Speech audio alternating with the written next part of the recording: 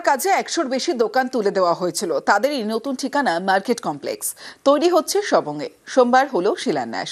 খরচ হবে প্রায় 5.5 কোটি টাকা। এদিকে জলপাইগুড়িতে বসেছে বাঁধানো জলের ট্যাঙ্ক। খরচ হয়েছে 3.5 লক্ষ টাকা।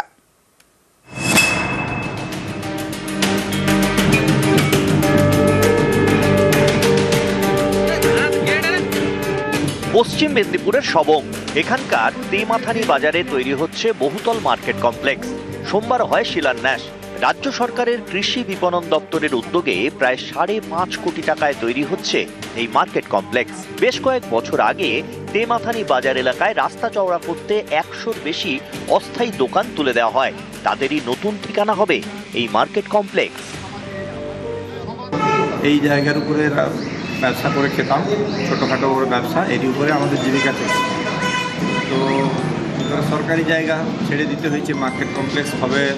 আমরা যদি ছোটোখাটো কোনো দোকান করার সুযোগ পাই, আমরা যারা ছিলাম তারা যাতে পাই, পেলে আমরা উপকৃত হব।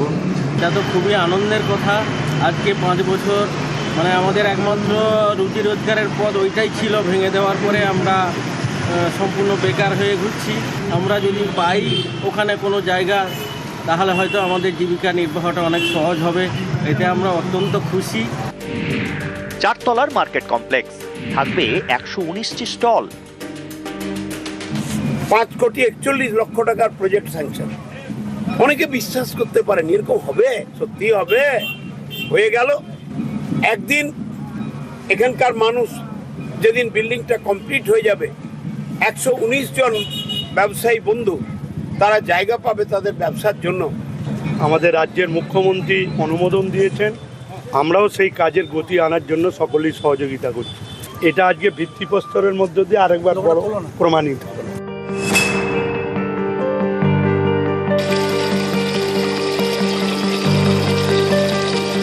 জলপাইগুড়ির গড়ালবাড়ি।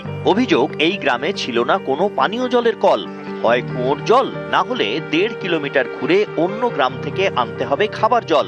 আমাদের পাড়া আমাদের সমাধান প্রকল্পে এই জল সমস্যার সমাধান। গ্রামে বসেছে বাঁধানো জলের ট্যাঙ্ক। আগে আমরা কুয়ার জল খেতাম এবং কুয়ার জলে অনেক পরিমাণে আয়রন ছিল, তাতে পেটে ট্রাভেলস হতো। এই জলটা পায় পাড়া সমাধান থেকে দিয়েছে, তাতে আমরা অনেক উপকৃত হয়েছি।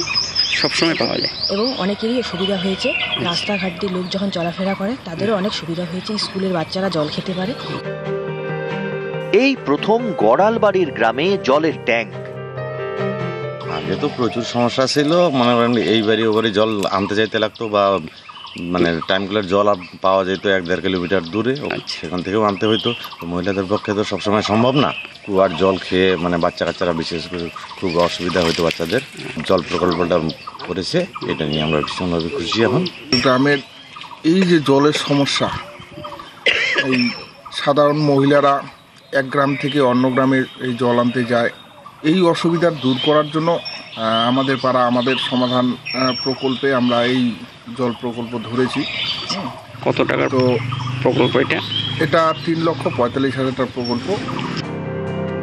পশ্চিম মেদিনীপুরের সবং থেকে দিগ্বিজয় মাহালি ও জলপাইগুড়ির গড়ালবাড়ি থেকে শান্তনু কর, নিউজ 18 বাংলা।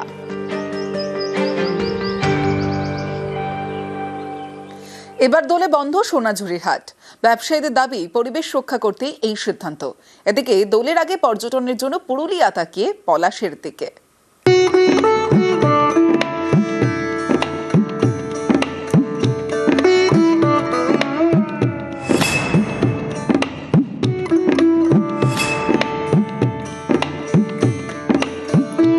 বসন্ত উৎসবে প্রতি বছর শান্তিনিকেতনে পর্যটকদের ঢল নামে। সোনাঝুরি হাট খোলা থাকলে সেই ভিড় আরও বাড়বে, তাতে পরিবেশের ক্ষতি হতে পারে। তাই দোলের 2 দিন সোনাঝুরির হাট বন্ধ রাখার সিদ্ধান্ত নিলেন সেখানকার ব্যবসায়ীরা। 3রা এবং 4ঠা মার্চ সোনাঝুরি হাট সম্পূর্ণ বন্ধ থাকবে। ব্যবসায়ীদের দাবি, পরিবেশ বাঁচাতেই এই সিদ্ধান্ত। 3 এবং 4 তারিখ দোল এবং হোলির দিন আমরা সোনাঝুরি হাট কমিটির সিদ্ধান্ত নিয়েছি যে সোনাঝুরি হাটটা বন্ধ থাকবে। সেই কারণে আমরা আমাদের জেলা শাসককে চিঠি দিয়েছি এবং বোলপুর এবং শান্তিনিকেতন প্রশাসনিক স্তরের প্রত্যেক কর্তাকে আমরা চিঠি দিয়ে সেটা জানাচ্ছি। এটা পরিবেশ রক্ষার স্বার্থে। ব্যবসায়ীরা পরিবেশের কথা বলছেন বটে, তবে অনেকে বলছেন সোনাঝুরি হাটের মনে রয়েছে সিঁদুরে মেঘ। ইতিমধ্যে শান্তিনিকেতনের পরিবেশ বাঁচাতে মামলা হয়েছে কলকাতা হাইকোর্টে।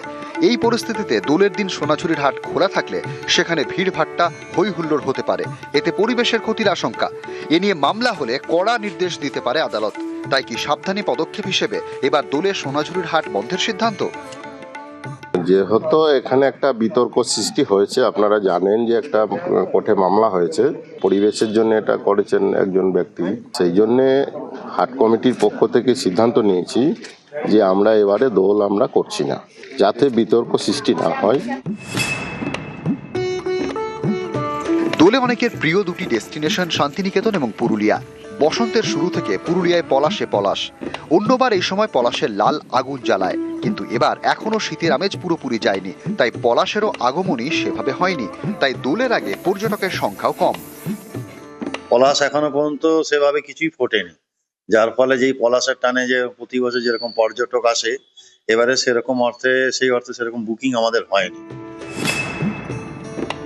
ঈশ্বরের কাছে প্রার্থনা করবো যেন পলাশটা তাড়াতাড়ি খেয়ে উঠুক, কেন আমাদের অনেকগুলো পরিবার পাহাড়ে হোটেল ব্যবসা করে, পলাশ পুষলে আমাদের হাসি ফুটবে। বীরভূম থেকে ইন্দ্রজিৎ রুজ এবং পুরুলিয়া থেকে ইন্দ্রজিৎ মণ্ডল।